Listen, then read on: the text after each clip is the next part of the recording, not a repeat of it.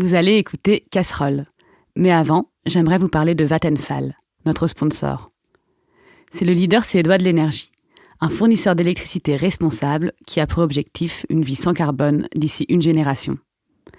Grâce à eux, vous pouvez déjà cuire au four vos pommes de terre Hasselback, une très bonne recette suédoise, avec une énergie neutre en carbone.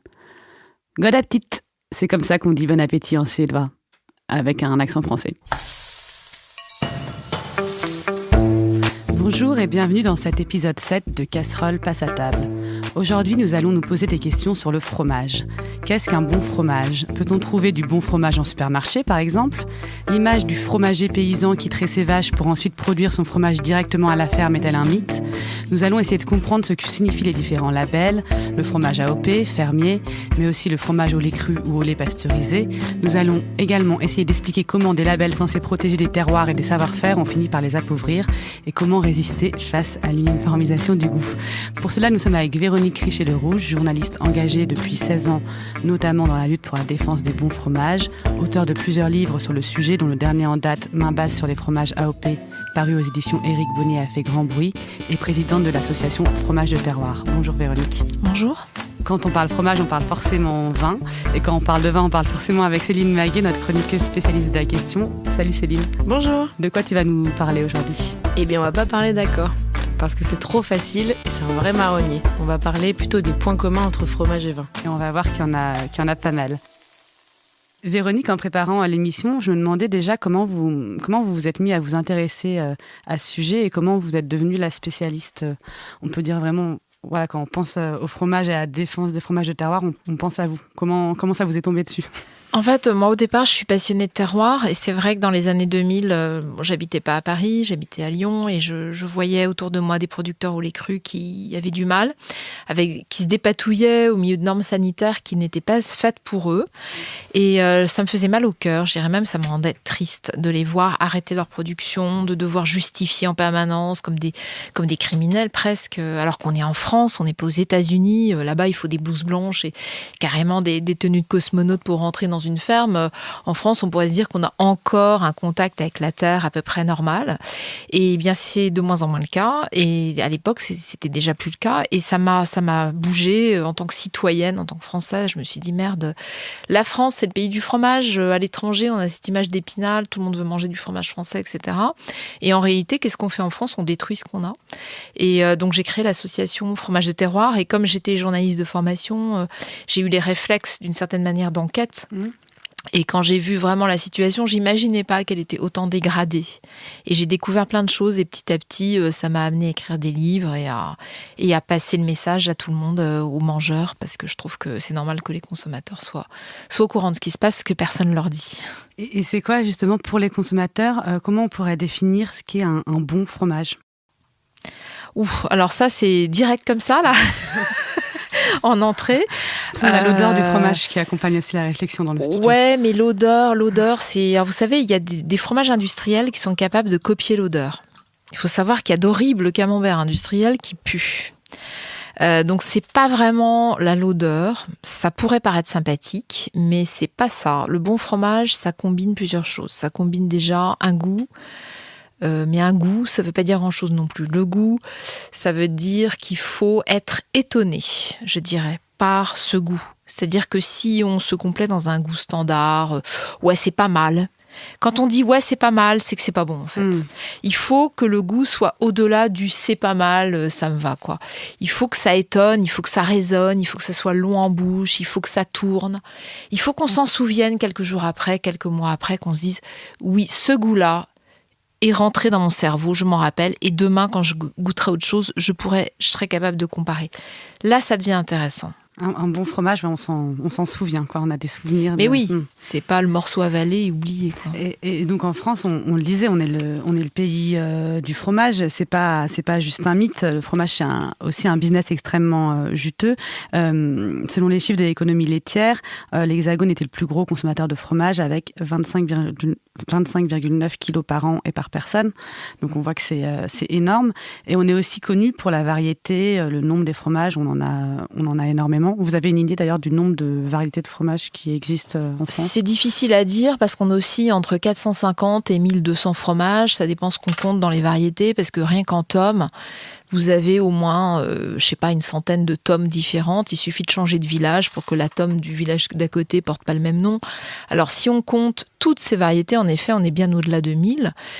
Si après, on compte uniquement les fromages au lait cru un peu reconnus, etc., qui correspondent à des recettes, on est plutôt autour de 500. Voilà, donc on est loin de la phrase du général de Gaulle, qui d'ailleurs n'aimait pas le fromage, je précise, qui disait c'est difficile de gouverner un pays avec 365 fromages. Il valait mieux écouter la phrase de Churchill, qui disait on ne peut pas abandonner un pays qui compte autant de fromages. Il faisait référence à 260, donc on n'était pas non plus. Lui, il faisait la promotion de la diversité. Alors oui, lui, il adorait le fromage. Voilà. De Gaulle, on lui aurait donné de la vache qui rit, il était content. Oui, enfin bon, je dirais pas jusque-là, mais les gens qui n'aiment pas le fromage n'aiment pas le fromage, donc ils mangent ni vache qui rit, ni rien d'autre. Souvent, ils mangent de la raclette ou du fromage fondu. Ou de la mozzarella sans goût. Enfin, moi, je dis qu'il y a le monde qui se divise en deux catégories, ceux qui aiment le fromage et ceux qui ne l'aiment pas. Vos amis et vos ennemis, en fait. Voilà, c'est ça. Et Nicolas Sarkozy n'aimait pas le fromage aussi, je lance ça comme ça. Oui, voilà. c'est vrai. Et il ne buvait pas trop de vin non plus. Le vin. Ouais, ça va avec en général. Hein. Et donc voilà, on a vu, il y a beaucoup de fromages, il y a des milliers de fromages, il y a aussi des fromages industriels, des fromages au lait cru, des fromages au lait pasteurisé. Peut-être qu'on peut déjà expliquer la différence entre un fromage au lait cru et un fromage au lait pasteurisé. Alors tout à fait, c'est important de le préciser parce que beaucoup de personnes ne savent pas trop la différence. Alors, lait cru, ça veut dire que c'est le lait produit intégral de la traite qui n'est pas transformé du tout ni chauffé. Donc on peut éventuellement l'écrémer pour fabriquer certains fromages, mais il n'y a pas de traitement thermique. Alors est autorisé aujourd'hui le refroidissement, malheureusement, parce que le lait est stocké un certain temps et que pour le conserver, ne serait-ce que quelques heures, voire 2 jours, il faut descendre la température à 4 degrés. Donc on pourrait considérer déjà que c'est un travestissement de la définition pure du lait cru. Mais bon, après, il faut savoir que le lait cru, quand il arrive juste après la traite, il est à 37 degrés. Puisque c'est la température de l'animal. Alors, la pasteurisation, il y a différents niveaux de pasteurisation. C'est à partir de 75 degrés, ça peut monter jusqu'à 90 degrés, voire passer le point d'ébullition de 100 degrés. Et ensuite, si ça monte à 130 degrés, c'est de la stérilisation. Donc, il faut savoir que quand on pasteurise, on tue la flore. Donc on tue à la fois les bactéries pathogènes, pas toujours d'ailleurs, parce qu'on a vu récemment qu'avec les laits contaminés de Lactalis, la stérilisation n'avait pas été une barrière contre les bactéries pathogènes. Donc aujourd'hui, il y a la société savante sait très bien depuis à peu près 70 ans que la stérilisation et la pasteurisation ne sont pas des barrières aux bactéries dangereuses, mais malgré tout, c'est entendu comme tel. Et donc on tue, on va dire, les bactéries pathogènes, mais on tue aussi tout le reste, donc tout ce qui est bon. Tout ce qui fait le goût, tout ce qui fait la spécificité. Voilà, la signature du terroir, c'est-à-dire l'élégance du lait, le goût, le côté floral, ça vient de la flore, ça vient des microbes.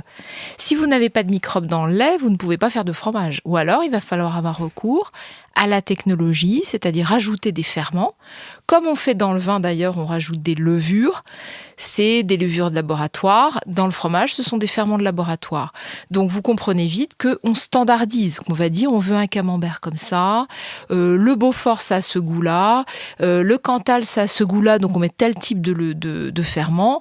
Et voilà, le tour est joué. Donc on fait des fromages de plus en plus standardisés.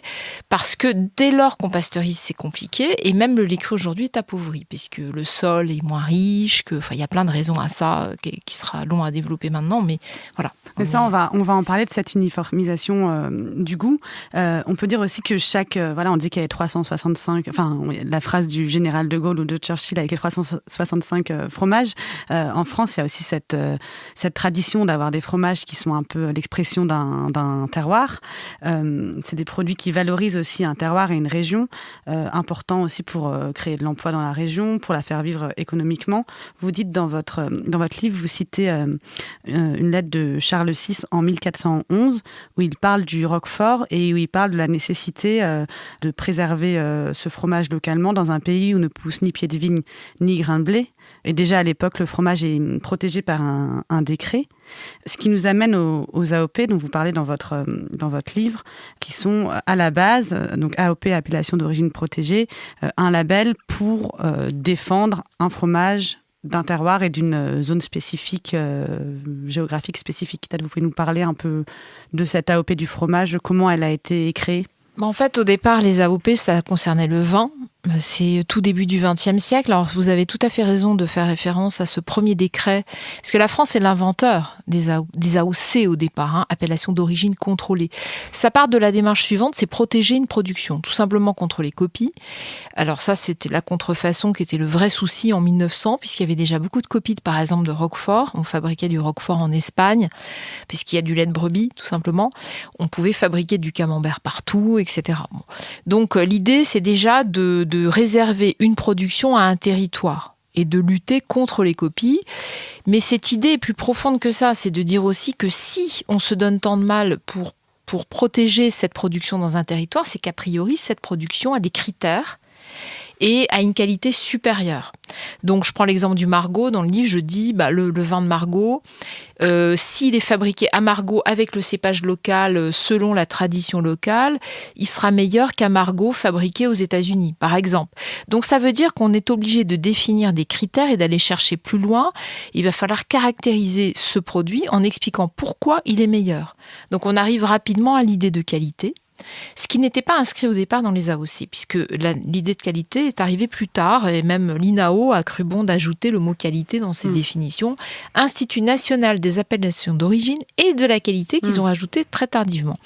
Mais c'est aussi défendre des emplois, c'est défendre des liens sociaux, c'est transmettre aux générations futures un savoir-faire, une tradition, c'est-à-dire que les enfants, nos petits-enfants et arrière-petits-enfants pourront continuer à manger a priori grâce aux AOP telles qu'elles ont été construites, des fromages qui ressemblent ou qui sont très proches des fromages qu'on mangeait il y a 500 ans.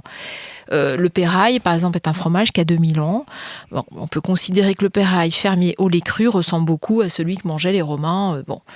Voilà, c'est l'idée, c'est qu'il faut, quelque part, c'est comme un musée. Y a des zones de protection où on dit, là, on n'y touche pas, parce qu'on a envie de transmettre ses savoir-faire, de répondre aussi. Alors, c'est évident que le monde a changé et qu'on ne peut pas être complètement à la virgule près, exactement comme ça se faisait il y a 2000 ans, c'est clair. Le lait n'était d'ailleurs pas le même, tout à fait, en termes de qualité, il était bien plus riche.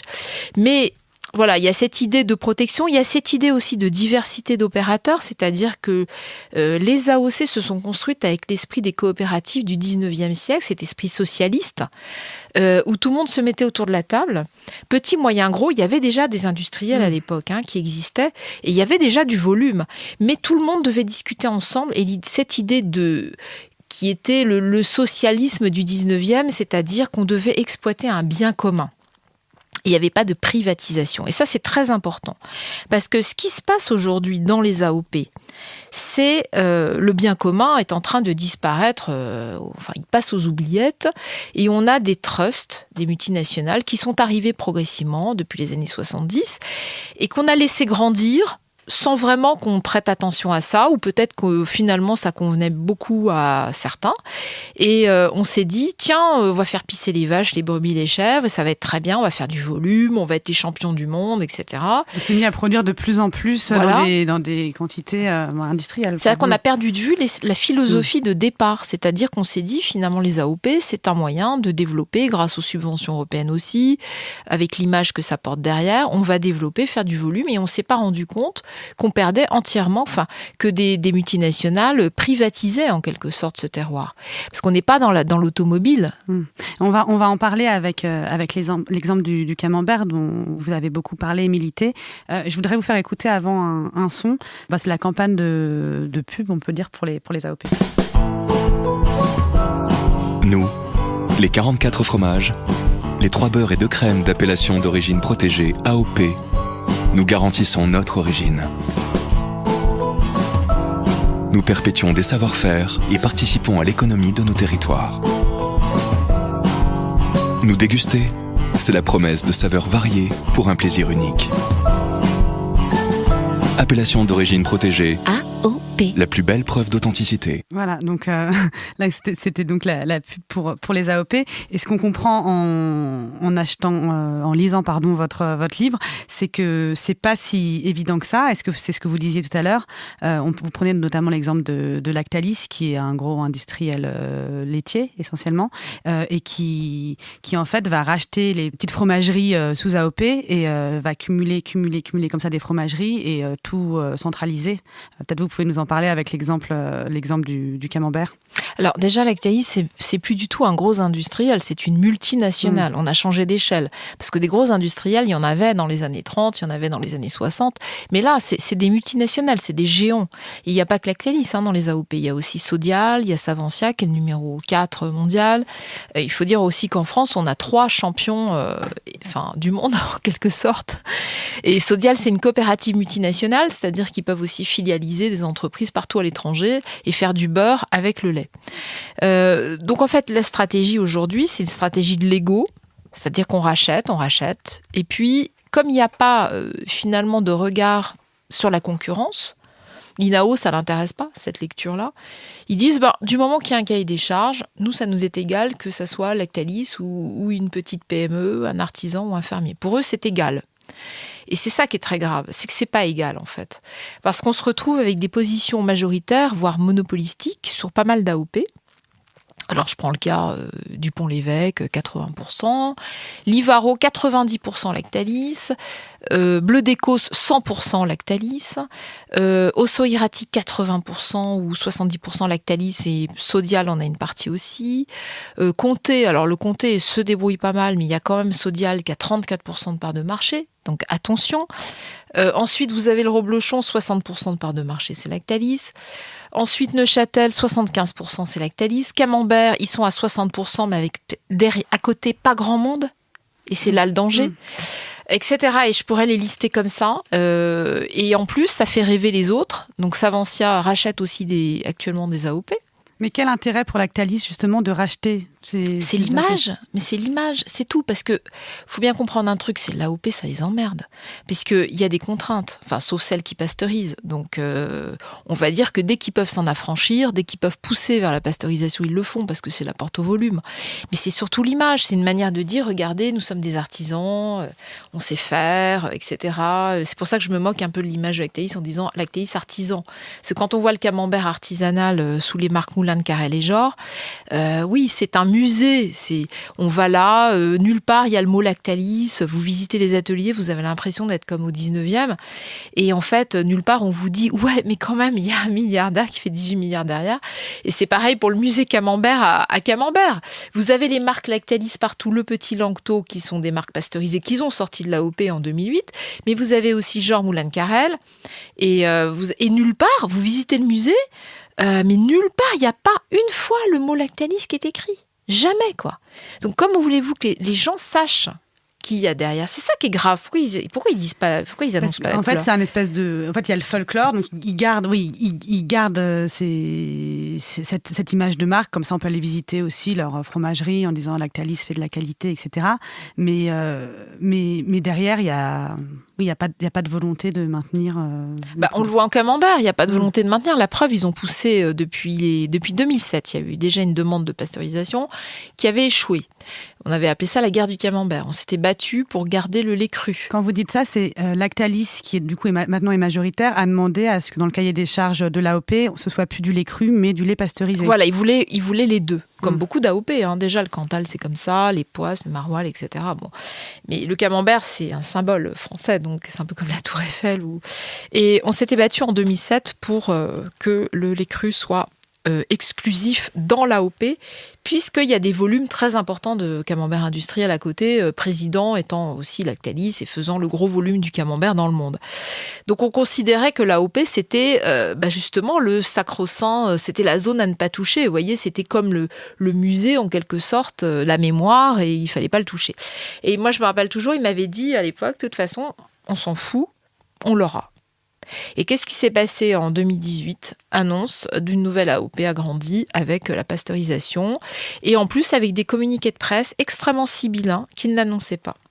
Donc c'est là où je dis qu'il y a une stratégie de dissimulation en permanence. Et la pub que vous avez passée tout à l'heure pour les AOP, pour moi, ne correspond pas à la réalité aujourd'hui.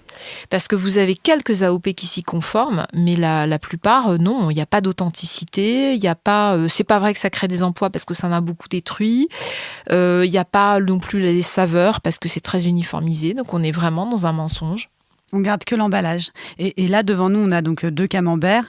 Et effectivement, il y en a... Alors, j'ai fait le petit test sur mon Instagram pour savoir lequel était un Lactalis et lequel non. J'ai demandé au lecteur. Et tout le monde m'a dit, si le genre, c'est pas Lactalis, ça, je suis sûre et tout. Et en fait, le camembert genre que j'ai devant moi, donc qui fait vraiment camembert traditionnel, appellation d'origine protégée, camembert de Normandie, ça, c'est un camembert Lactalis. Et il n'y a aucun moyen de le savoir quand on est au supermarché et qu'on veut choisir son fromage. Non, alors c'est vrai que c'est un camembert traditionnel dans le sens où l'atelier qui existe est toujours de petite taille. Néanmoins, je trouve que c'est très bizarre de ne pas indiquer quelque part sur l'étiquetage que cet atelier appartient à Lactalis. Je ne vois pas où est le problème. Mais cette stratégie de dissimulation, pour moi, cache autre chose. Mais c'est la stratégie de ce groupe. Mais vous savez, Sodial et Savencia, et puis même Orial sur les fromages de chèvre, aujourd'hui a un gros appétit sur les AOP. C'est pareil, nulle part vous voyez leur nom. Parce qu'ils considèrent certainement que ça fait un peu tâche, quoi. Enfin, ça ferait pas vendre, sans doute. Mais du coup, est-ce que le goût, lui, est toujours là ? Est-ce qu'après nous, on pourrait se dire, bon, ok, Lactalis le rachète, mais si le camembert est toujours bon, pourquoi pas acheter du camembert Lactalis ? Il est bon. D'abord, il faudrait comparer, parce qu'il y en a d'autres.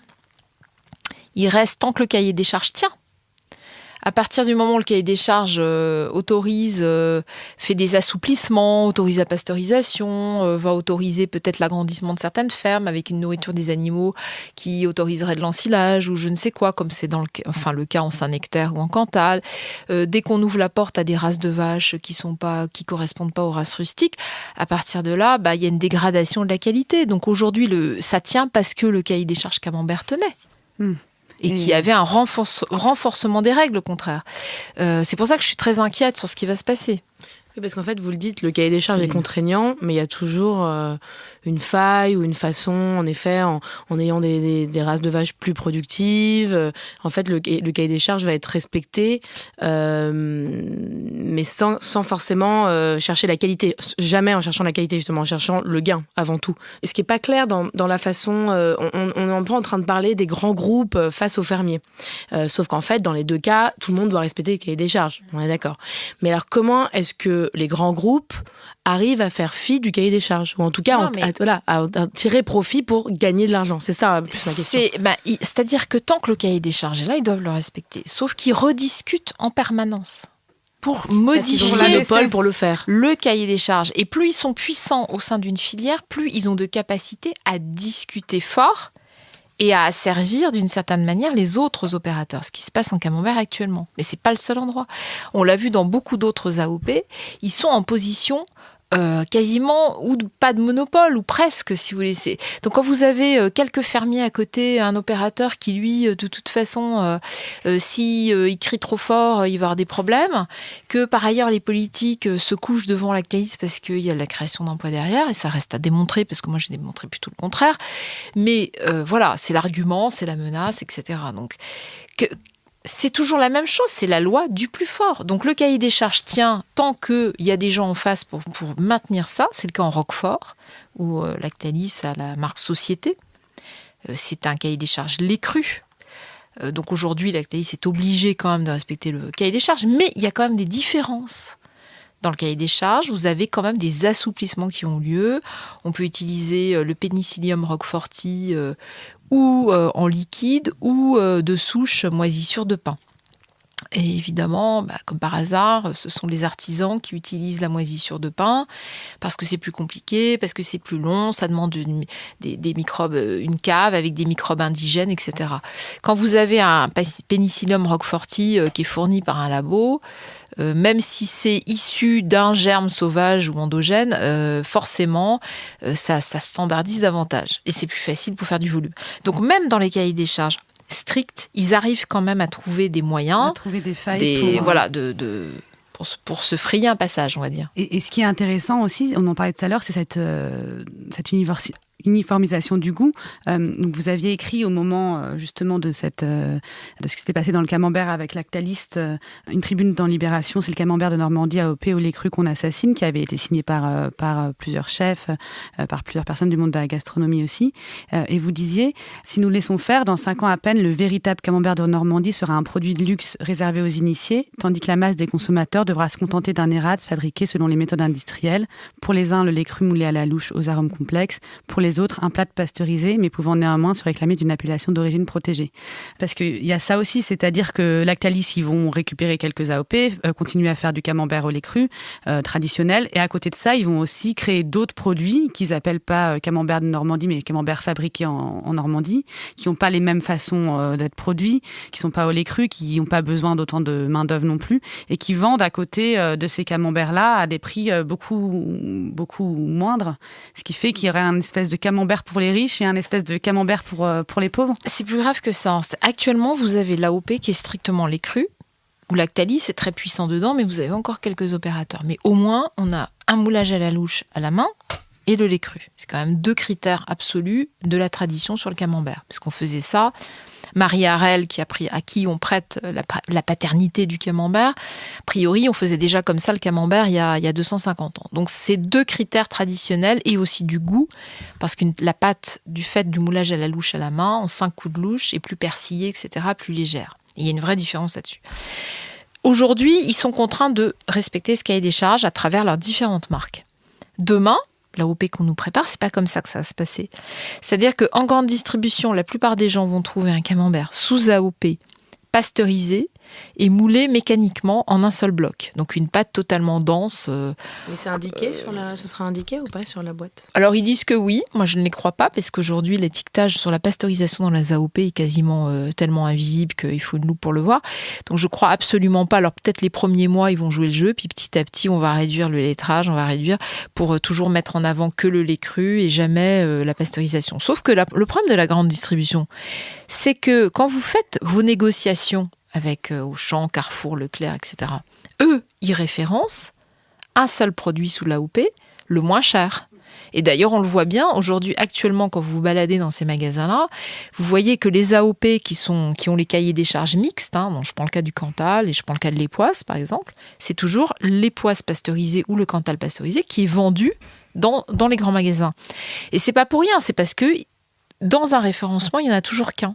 Et il y a toujours la discussion des prix. Donc l'AOP, on crée une concurrence au sein de l'AOP. Et c'est ça le problème. C'est-à-dire que 95% des mangeurs, des consommateurs, vont trouver ce camembert-là uniquement pasteurisé. Donc c'est pas vrai qu'il y aura le choix. C'est pas vrai. C'est un énorme mensonge et c'est vraiment mal connaître le marché, quoi. Enfin, et les autres auront droit au camembert au lait cru AOP, où là, ça sera marqué véritable camembert, mais le problème, c'est qu'il ne sera pas proposé en grande distribution. Et à force, il va disparaître. Il sera chez les affineurs, il sera beaucoup pour les plus gens cher. Qui font leurs courses ailleurs. Et moi, j'en ai marre, si vous voulez, de ça, de cette culture de l'élitisme dans la bouffe en France, parce que la France, c'était le pays où on pouvait manger bien, à tous les prix pas chers. Et en France, autrefois, moi, je suis d'une génération. Alors c'est vrai que vous êtes tous ici beaucoup plus jeunes que moi, mais si je pense. Et moi j'ai connu une époque en France où vous vous baladiez partout et vous aviez des petits restaurants, des petites auberges, vous aviez des métiers, des commerces de bouche, vous trouviez des produits d'excellente qualité, mais vraiment aujourd'hui qui seraient vendus à des prix de dingue et vraiment pas cher. On mangeait bien en France et c'était la particularité de la France, c'est que c'était le seul pays au monde où on pouvait boire du vin à tous les prix, très bon, manger des fromages à tous les prix, très bon, et manger à tous les prix d'une manière générale, très bon. N'oublions pas l'Italie. Ça, c'est fini. Oui, mais l'Italie aussi. C'est les 2 pays. Mais la France, peut-être encore plus. Mais ça, c'est quelque chose que je retrouve quand je prépare n'importe quelle émission, même que ce soit sur le vin, sur l'idée qu'il y a une fracture vraiment qui se crée entre les gens les bobos qui vont faire leurs courses dans qui connaissent les bons endroits, qui vont chez leur crémier, et les autres qui n'ont pas les moyens d'acheter ces mêmes produits-là. Mais il n'y a plus personne en plus dans les campagnes. Regardez, il y a des villages entiers où il n'y a plus rien. Et pour ces fromages... Il faut aller au Carrefour, au champ pour acheter ces... Oui, c'est ça. Et pour ces fromages, donc j'ai regardé le documentaire d'Envoyé spécial. Il y a une scène où vous goûtez les fromages, différents fromages, donc avec François-Régis Gaudry qui est critique gastronomique et un fromager. Donc vous goûtez différents fromages, des fromages pasteurisés, d'autres fermiers. Forcément, vous préférez les fromages fermiers. Et j'ai lu les critiques des gens qui ont regardé ce documentaire. Et j'ai lu par exemple, ils critiquent, mais en attendant, l'écrasante majorité des Français payés au lance-pierre sont bien contents d'avoir les moyens de manger du fromage. Votre fromage à 40 € le kilo, faut revenir à la réalité, les bobos. Les gens n'ont pas les moyens. Alors, la question du prix, je la trouve très dangereuse, c'est-à-dire que c'est quelque chose, comme je disais, qu'on retrouve souvent. Et pourtant, j'ai l'impression qu'on s'attaque aux mauvaises cibles, c'est-à-dire pas aux paysans fermiers qui essayent de faire les choses bien et qui essayent de mettre un prix juste pour en vivre, au lieu de s'attaquer à des gens, justement, comme on en parlait tout à l'heure, lactalistes ou aux industries agroalimentaires qui sont, elles, responsables de cette fracture dans les prix. Oui, mais attendez, aujourd'hui, pourquoi moi je me bats pour qu'il y ait une AOP camembert que au lait cru? C'est justement pour ça. Parce que je sais exactement comment ça va se passer. On est en train de nous faire des promesses d'étiquette, on nous dit oui, mais le consommateur aura le choix. Non, aujourd'hui, vous trouvez un camembert au lait cru en grande distribution, puisque c'est le seul AOP. Vous la trouvez à 3 € ou 2,50 €. C'est très correct. C'est presque le prix d'un camembert industriel. Quand cette nouvelle AOP va passer, ça sera terminé, le consommateur ne la trouvera plus. Donc, où est le choix? Où est la justice? Moi, je dis qu'en République française, donc ça va au-delà de ça, vous voyez vite qu'on débarque sur la politique, mais pour moi, le fromage est politique. Et en général, l'alimentation est politique. C'est que à partir du moment où on ne donne pas le choix aux gens, qu'on les condamne du fait aussi de la désertification des campagnes, etc., il y a des zones où vous n'avez plus personne dans les villages. Donc, comment voulez-vous faire vos courses ailleurs que dans la grande distribution? C'est une vraie stratégie de fracture. Ça va au-delà des multinationales contre les fermiers, parce que eux, ce sont presque les jouets de cette stratégie qui est menée depuis 40 ans. En France, on n'a fait que fracturer les gens. On n'a fait que dire, oui, il y a la bouffe de luxe pour ceux qui ont l'argent. Alors ceux-là, ils vont à Monoprix ou chez des petits commerçants qui vendent très cher les choses, ou à la grande épicerie ou ailleurs. Et puis, vous avez les autres qui sont condamnés, en effet, à manger de plus en plus mal. Et ça, c'est absolument scandaleux. On nous fait croire l'inverse, mais c'est scandaleux. Et à travers ce qui se passe dans le camembert, moi, j'en profite pour dire... Il faut faire très attention. On communautarise, on crée des fractures dans un pays où ça n'existait pas. Autrefois, même à la campagne, quand vous aviez peu d'argent, vous pouviez bien vous nourrir. Et vous aviez accès à un camembert au lait cru qui avait du goût, un vrai camembert. Parce que le camembert, c'est pas un produit de luxe, c'est un produit rustique, c'est un produit populaire. C'est quelque part un peu le symbole de cette nourriture française qui était populaire. Donc je ne sais pas ce qu'on nous prépare demain, mais moi je suis très inquiète parce que quand je vois des gens qui sont en grande difficulté, et pas seulement des retraités, mais des jeunes, on voit les gilets jaunes actuellement dans la rue, moi je dis qu'il faudrait être des gilets jaunes de l'alimentation, vous voyez, parce que je pense que là il y a un vrai combat à mener sur... Et pourtant moi je mange en bio, mais je pense que les circuits locaux c'est la seule solution, qu'aller s'approvisionner chez son paysan c'est la seule solution, mais pour ça il faut qu'il y ait des paysans. Oui. Mais du coup, l'AOP aurait pu, je dis aurait pu, peut-être qu'elle peut encore, mais servir justement à ça. Mais elle l'a pas fait. Et c'est quelque chose qu'elle a complètement oublié dans ce qu'elle aurait pu faire. Elle n'a fait que détruire le réseau fermier. Il y a des AOP, il n'y a plus personne. Alors dans le Saint-Nectaire, ils ont péniblement relevé un peu le niveau. Il y a de plus en plus de fermiers, enfin du moins ils en font beaucoup la publicité et ils sont très contents de toujours afficher ça. Vous voyez les AOP, regardez, on a maintenu l'outil fermier. Mais alors si on fait le tour de France, je vais vous dire, il n'y a pas grand monde quand même. Dans le camembert, il n'y a plus que 2 fermiers. Alors qu'avant, vous aviez des centaines de laiteries partout, dans tous les villages de Normandie, ça regorgeait de camembert, de Pont-l'Évêque, de tout ce qu'on veut. Aujourd'hui, c'est quand même, il n'y a pas grand monde. Donc moi, il va falloir m'expliquer où les AOP ont su protéger. Non. Et d'ailleurs, d'une manière générale, c'est une stratégie. Parce que le prix du lait aujourd'hui, qui est très bas, c'est une manière de casser l'outil fermier aussi, et de faire fermer des petites fermes. Parce que quand on vous dit, vous avez 2 choix, ou vous fermez, ou vous agrandissez et vous vous adossez à une autre ferme, donc vous devenez un géant laitier. Enfin, il y a des fermiers aujourd'hui, on leur promet monts et merveilles en leur disant non mais attends, il faut acheter des vaches, il faut prendre des crédits, il faut agrandir, tu vas être l'interlocuteur pour le lait en poudre. On voit bien que les Chinois aujourd'hui sont en train de se retirer aux grandes dames des politiques bretons qui avaient cru que ça allait être l'Eldorado. Mais oui, mais non, mais qu'est-ce qu'on fait là ? Qu'est-ce qu'on est en train de faire en France là ? Après, avec justement ces prix bas, ces prix maintenus très bas du lait, peut-être que des fermiers pourraient penser aussi à valoriser leurs produits en se tournant vers le fromage et faire du coup du fromage fermier, plutôt que de vendre, voire à perte. Mais il y en a qui le font. Mais après, là, on parle d'autres choses, c'est-à-dire qu'on ne parle plus des AOP. Aujourd'hui, il y a beaucoup de choses qui se créent en dehors des AOP, parce que les AOP ne sont plus un outil à la fois de valorisation de la filière et de qualité. Donc, en effet, en Bretagne, par exemple, il y a beaucoup de fermiers qui s'installent et qui créent des fromages et qui vont jusqu'au bout du produit, jusqu'au consommateur, et ils arrivent à en vivre. Et on parlait aussi de ce goût-là, et dans le documentaire, encore une fois, du vrai goût du fromage. Et dans le documentaire d'Envoyé spécial, il y a un journaliste donc, qui se rend sur le Mondial des fromages, le plus grand salon des fromages en France. Il se fait passer pour un fermier qui veut s'installer.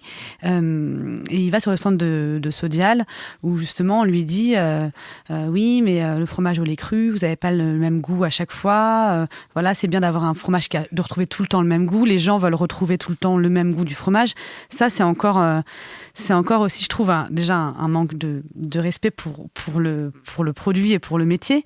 Et encore une fois, c'est quelque chose qu'ont inventé les industriels en standardisant un goût du fromage, alors que le fromage ne devrait pas avoir le même goût à chaque fois en fonction de ce que mangent les vaches, en fonction de la période de l'année, etc.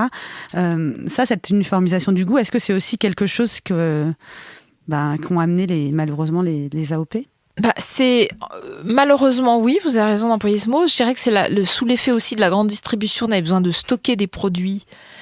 Voilà, donc un fromage qui n'a pas de goût, qui peut se conserver 3-4 mois sans bouger, c'est très intéressant pour tous les gens qui font de la logistique, tout le monde vous le dira.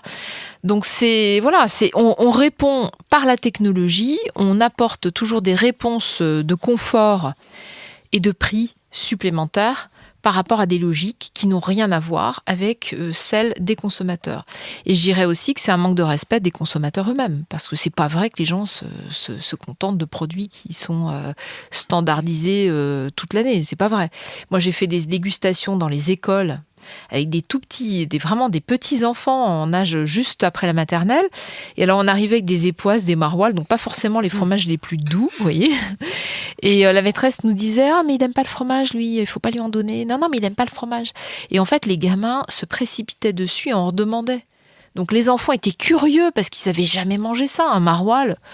Il n'avait jamais stocké ce goût dans son cerveau, mais il en redemandait. Et alors, ce qui est génial, c'est qu'après, j'imagine qu'ils sont rentrés chez eux en demandant à leurs parents d'acheter ça. Donc, quelque part, c'est comme ça que ça s'est dit. Il faut aussi faire cette éducation au goût. Et ce qui est drôle, c'est qu'en préparant cette émission sur le fromage, j'ai vu pas mal de points communs avec le vin. Donc, il y a ce côté du terroir, évidemment. Il y a aussi cette lutte chez les producteurs indépendants qui se battent pour défendre leur vin avec leur spécificité, sans rajouter de la levure, etc. Et toi, Céline, en préparant ta chronique, tu as trouvé aussi un autre point commun entre ces deux produits. Oui, parce qu'en fait, le fromage et le vin sont cousins. Enfin, ils sont cousins, on va dire plutôt qu'ils ont un point commun. Plus d'un point commun d'ailleurs. Tous les deux sont le fruit d'une fermentation. On a tendance à penser qu'en France, on n'est pas vraiment un pays de fermentation. On imagine que c'est plus en Asie, avec le miso, le kimchi, alors qu'en fait, la trinité française, le pain, le vin et le fromage, sont tous trois issus de la fermentation. Et ça consiste en quoi alors cette fermentation ? Il s'agit d'une transformation du sucre des aliments en acide lactique, en gaz ou en alcool, grâce à l'action de micro-organismes, les bactéries, les levures ou les moisissures. Les fromages connaissent, eux, une fermentation lactique, une transformation du lactose présent dans le lait en acide lactique, alors que le vin connaît une fermentation alcoolique. Véronique sera plus à même de vous expliquer comment on fait un fromage, parce que entre les fromages à pâte molle et à croûte fleurie, les fromages à pâte molle et à croûte lavée, les fromages à pâte dure, les bleus ou pâte persillée, je me suis un peu perdue. Moi, je vais vous raconter comment on fait du vin. Le vin provient du raisin. Ça paraît simple, mais sait-on jamais, c'est important de le rappeler, c'est un peu comme le fromage provient du lait. Et sur la peau des raisins se trouvent les levures. leur joli nom, les levures indigènes. C'est elles qui vont entraîner une fermentation dite spontanée. Elles vont transformer le sucre présent dans les raisins en alcool. Enfin, elles et toutes leurs copines présentes dans l'atmosphère du chai. Levure apiculée, levure elliptique, Saccharomyces, il y a plusieurs formes et genres de levures, mais toutes ont un rôle. Certaines assurent un bon début de fermentation, d'autres plus gloutonnes permettront de finir les sucres. Elles apportent toute leur pierre à l'édifice et c'est leur action qui définira l'arôme du vin, mais aussi le degré d'alcool. Pour que ces levures existent et fassent correctement leur boulot, il faut des raisins sains cultivés au moins en bio. Sinon, il y a l'autre solution, celle des levures dites sélectionnées. Des levures en sachet qui vont être ajoutées pour provoquer et booster la fermentation. On en a parlé tout à l'heure, c'est un peu l'équivalent des ferments qu'on va ajouter au fromage. Je me trompe ? C'est ça. Et ces levures sont appelées LSA. Elles sont assez critiquées, parce qu'en fait on encourage les jeunes vignerons lors de leur BTS Vitiono à les utiliser, alors qu'elles seraient à l'origine de la standardisation des vins et gommeraient le terroir. Il est vrai que certaines sont neutres, mais que d'autres apportent un profil aromatique au vin, et le modifient donc. Ces levures créées par l'homme sont surtout utilisées pour mieux contrôler et accélérer les fermentations, qui ne durent alors que 2 semaines. Alors qu'en levure indigène, la fermentation dure entre quelques semaines et des années, au bon vouloir des levures. C'est la nature en fait. Et ce n'est pas fini, car le vin connaît 2 fermentations. Après la fermentation alcoolique, parfois à longuette, suit la seconde fermentation, la malolactique, pendant laquelle des bactéries transforment l'acide malique en acide lactique. Et en parlant lactique, je me suis juré au début de ne pas jouer l'accord, parce que je trouvais ça hyper cliché de faire un accord quand on parle de fromage. Mais il y a tellement de fromage sur cette table. T'avais quand même envie de boire du vin, donc tu t'es dit bon. J'avais envie de manger du fromage. Il y avait du Saint-Nectaire, du Roquefort, de la Fourme d'Ambert, Félicien, Excelsior. Mais j'imagine que tu vas en parler plus longuement, vas-y. Et donc, voilà, il fallait quand même un vin pour les accompagner. J'ai ramené une bouteille de Marsanne de Jean-Daniel et Thomas Ozil, 2 frères qui sont vignerons en Ardèche. Et c'est un blanc, parce que le Marsanne, c'est un cépage du sud, un cépage blanc. Oui, un blanc avec le fromage. Ça ne devrait pas vous étonner car on vous a assez rabattu les oreilles en disant que le rouge avec le fromage en fin de repas allait vous peser sur l'estomac. Pourtant, moi, hier soir, j'ai fait une raclette arrosée de vin rouge de l'Etna de Frank Cornelissen. C'était délicieux. Vraiment délicieux. Hein. Alors, j'aimerais juste finir en disant, suivez vos envies. Buvez un Jura avec une mimolette, un Mescal, la boisson préférée de Zazie après le jus de pomme, avec un motet sur feuille ou un Gamay d'Auvergne avec un Saint-Nectaire. Bref, accordez-vous comme vous l'entendez tant que le fromage et le vin sont bons et si possible de la même région. Merci Céline, c'est bien. On aurait dit un slogan, alors, j'ai envie un de dire slogan des années 50, tu sais. J'ai envie de dire un petit mot sur le vin rouge et le fromage, ou le vin blanc et le fromage. C'est vrai que pendant des années, on avait plutôt dit que c'était d'abord le vin rouge, sauf que les vins rouges ont changé, puisqu'ils étaient beaucoup plus légers autrefois. Et aujourd'hui, on a des vins qui sont plus alcoolisés, avec des tanins qui sont beaucoup plus rudes, beaucoup plus déshydratés, séchants. Donc c'est vrai que ça fonctionne moins avec le lait, la crème du lait. Mais aujourd'hui, on revient avec les nouveaux vins qui arrivent, les vins nature ou les vins bio, avec des méthodes de vinification qui se sont améliorées, parce que c'est pas parce que c'est nature que c'est bon. Hein. Il y a des vins nature qui sont franchement imbuvables. Mais aujourd'hui, on peut à nouveau remarier des vins rouges avec du fromage. Et j'ai fait récemment une dégustation avec mon ami Bruno Queugnoux à Paris, qui est une cave, et on a fait des tests avec plein de fromages. Et franchement, on avait une majorité de vins rouges qui marchait super bien sur des fromages même très crémeux. Mais bien sûr, dès qu'on s'éloigne des tanins, qu'on a des choses plus légères, plus souples. Vraiment, c'était très intéressant. Des vins très aromatiques, mais légers, des vins de soif, des vins qui n'étaient pas chargés, etc. Et là, avec des fromages de brebis crémeux, c'est divin, quoi. Et là, avec quoi il faut le boire? Avec les bleus. Faut le manger. Pardon, avec les bleus, je pensais aux bleus. Donc là, on a une fourme d'Ambert. Alors, c'est du fromage que j'ai acheté à la laiterie de Paris. Je ne sais pas si vous connaissez. C'est un super endroit dans le 18e où ils ont quelques fromages qu'ils font sur place. Donc, ils font venir leur lait bio et surtout qui payent à bon prix aux producteurs auxquels ils l'achètent. Donc, il y a l'Excelsior qui est un fromage à base de lait de vache crue et de crème crue. Et le Saint-Félicien, lait de vache aussi. Donc, ça, c'est des fromages qu'ils font sur place. Et après des fromages comme le Roquefort ou la Fourme d'Ambert ou le Saint-Nectaire qu'ils importent, et ils essayent toujours d'avoir des producteurs qui connaissent, fermiers, etc. Fourme d'Ambert, c'est Gaec Croix de Chapelle, fabriqué à Avez, et le Roquefort, c'est un Roquefort Coulé. Je ne sais pas si vous connaissez Gabriel Coulet. Voilà. Alors, comment ils font pour... légalement, c'est pas compliqué d'amener du lait cru. C'est pas plus de 100 km ou moins de 100 km. On peut faire voyager du lait cru. Bien sûr, mais vous savez, le lait cru, ça tient très bien. Y a pas de problème. Non, mais il y a une différence entre ça tient très bien et la réglementation l'interdit. Oui, non, mais le lait cru, on pourrait aujourd'hui faire du fromage partout dans les villes avec du lait cru. Ça poserait pas de problème. Donc, il n'y a aucune réglementation pour transporter du lait cru. Non, il faut juste respecter les normes sanitaires, c'est-à-dire pas de rupture de froid, une laiterie avec de la propreté, etc. Mais bon, voilà, c'est... Vous savez, avant, à Paris, il y avait des fromageries partout. Les gens, en cas de blocus, les gens pouvaient se nourrir, ce qui n'est pas le cas aujourd'hui. Demain, vous avez un blocus à Paris, vous êtes mal. Je peux vous dire, 48 heures de stock dans les magasins, tout le monde s'entretue.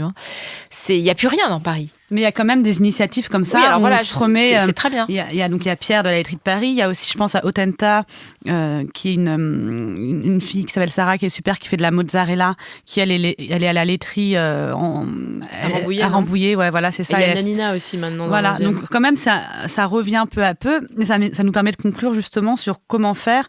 Là, on a parlé effectivement de Lactalis, etc. Mais comment faire justement pour résister face à cette emprise industrielle. Comment on peut faire quand on est consommateur voilà. Est-ce que Véronique, vous avez des pistes ? Les consommateurs aujourd'hui doivent être gastro-conscients. Ce que je dis dans mon dernier livre, c'est bien être gourmand, bien sûr, mais militant. C'est aujourd'hui, on ne peut pas s'extraire d'un discours politique. Et ça n'empêche pas qu'on peut prendre du plaisir en buvant du vin ou manger du fromage ou autre chose. Ça n'enlève rien au plaisir. Mais c'est juste que le plaisir est augmenté, je dirais d'une certaine manière, à l'idée qu'on contribue aussi à faire vivre des paysans, des gens qui relancent des filières. Et il y en a plein. On est un peu dans un tournant de société. À la fois, je suis très optimiste sur ce qui est en train de se passer, c'est-à-dire qu'il y a un travail de fond qui est fait au niveau des jeunes générations. Ils ont conscience qu'aujourd'hui, la filière fermière, c'est très important pour la préservation des paysages, que ça pollue moins, que voilà, il y a tout ça, que c'est meilleur, que c'est moins cher, que socialement, il y a des gens qui se sentent mieux comme ça, parce que c'est assez indécent de se dire qu'on mange et qu'il y en a d'autres qui sont en train de crever la faim. En France, il n'y a pas besoin d'aller à 6000 km. Et en même temps, il y a de plus en plus d'emprises industrielles et des logiques agro-financières qui nous dépassent. Donc on a vraiment les deux qui s'affrontent.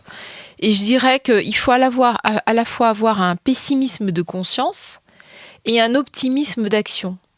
C'est-à-dire qu'il faut être les deux.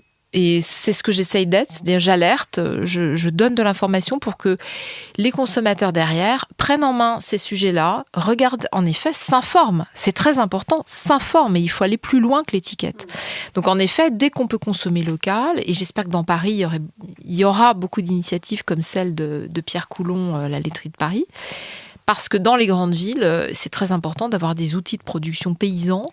Autrefois, à Paris, on faisait du vin. Il y avait des animaux sur pattes dans Paris. Il y avait des abattoirs dans Paris. C'est pour ça d'ailleurs qu'il y a encore les halles, enfin juste la mémoire des halles, et qu'il y avait des restaurants qui permettaient aux gens de consommer immédiatement cette viande qui n'avait pas voyagé. Donc même à bas prix, on mangeait beaucoup mieux que ça, qu'aujourd'hui.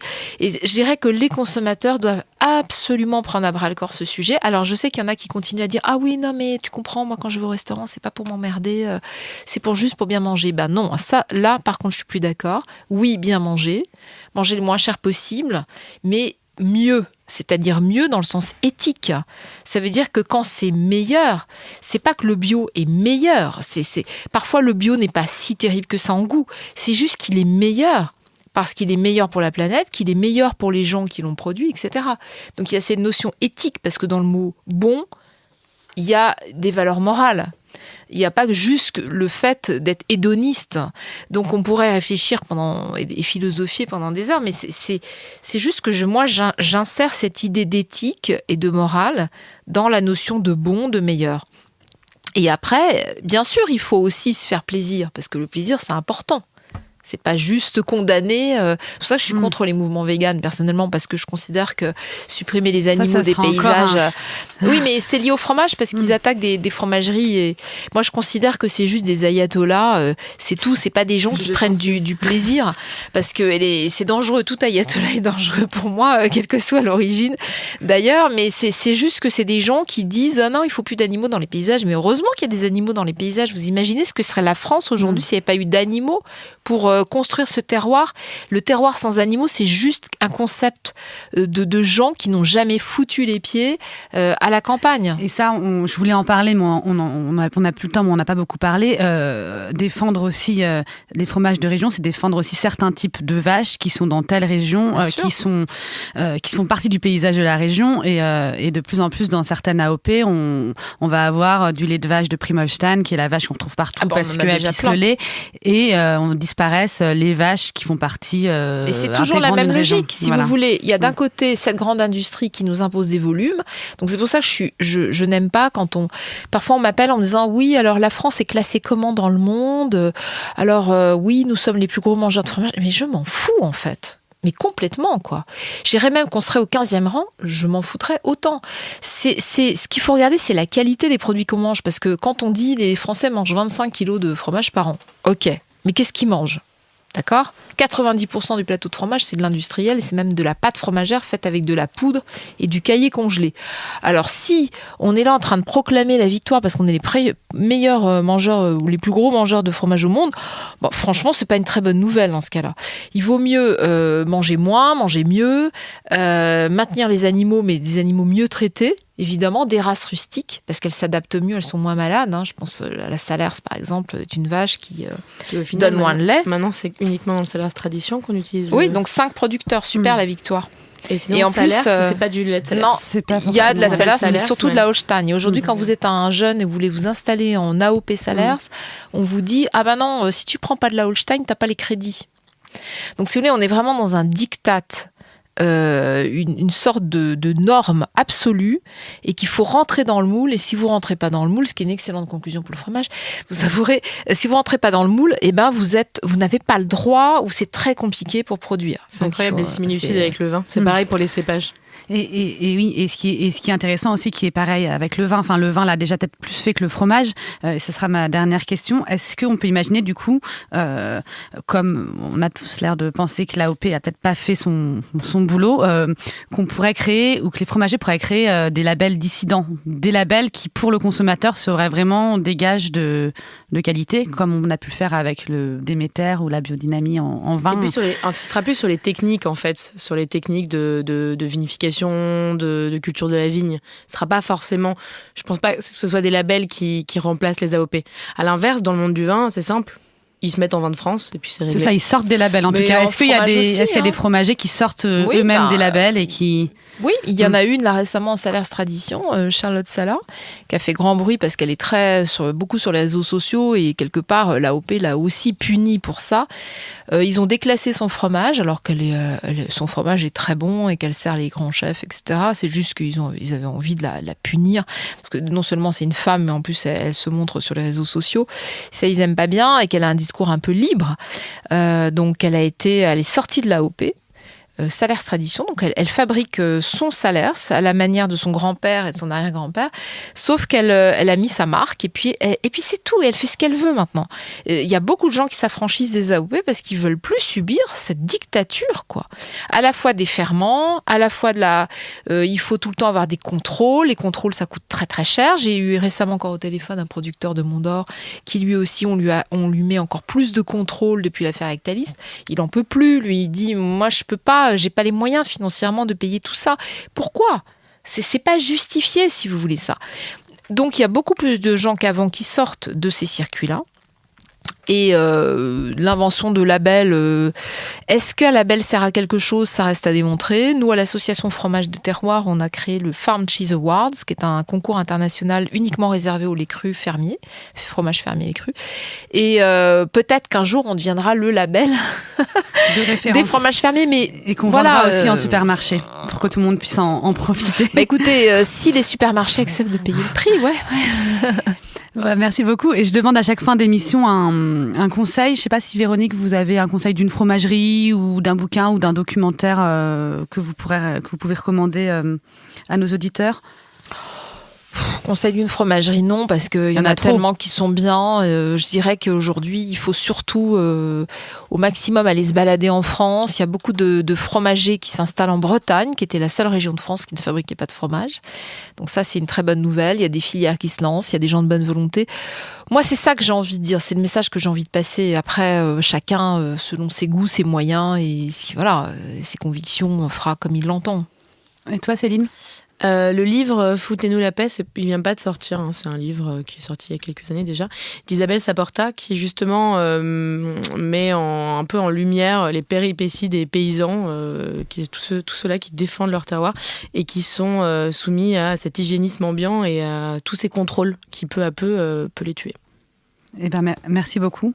Moi, je vais vous recommander une fromagerie, parce que voilà, c'est la fromagerie de Jean Dagonnet qui est à Écully, près de Lyon, que j'ai appelé pour préparer cette émission, et qui lui m'a dit, moi j'ai mis 5 ans à ouvrir ma fromagerie, mais parce que j'ai voulu me renseigner avant. J'ai notamment lu les livres de Véronique Richer-Le Rouge, etc. Et lui, il me disait qu'en tant que crémier, il y a aussi une vraie responsabilité à avoir, c'est-à-dire que ça fait partie de son taf pour lui de se renseigner, de savoir ne pas vendre du Lactalis, etc. Et voilà, c'est bien d'encourager aussi les initiatives comme celle-là. Merci beaucoup. Et voilà, je voulais répéter ce que disait Véronique un peu tout à l'heure. C'est vrai qu'on peut un peu sourire parfois quand on parle de défendre le vrai camembert ou le vrai roquefort, mais c'est vrai que c'est vraiment aussi des convictions politiques, économiques, c'est défendre des petits producteurs indépendants, accessibles à tous, donc c'est aussi défendre une certaine vision du monde. Alors, je vous recommande évidemment Main basse sur les fromages AOP de Véronique Richer-Le Rouge, paru chez Éric Bonnier Éditions. Vous pouvez également retrouver ses précédents ouvrages. Je vous mettrai tous les liens sur le site de Binge Audio et sur la page Facebook de l'émission. Vous pouvez m'écrire à zazie@binge.audio ou sur mon Instagram zazimiamiam pour nous dire si vous adorez le fromage au lait cru ou si vous ne jurez que par le Babybel, par exemple. Et enfin, n'hésitez pas non plus à mettre des étoiles ou des commentaires sur iTunes. Ça permet à Casserole de se faire connaître. Je remercie également Quentin Bresson, qui est le réalisateur de cette émission et dont le fromage préféré est le Saint-Nectaire. Voilà, vous savez tout maintenant. Et je vous dis à dans 15 jours. En attendant, n'oubliez pas de bien manger. C'est important. Binge.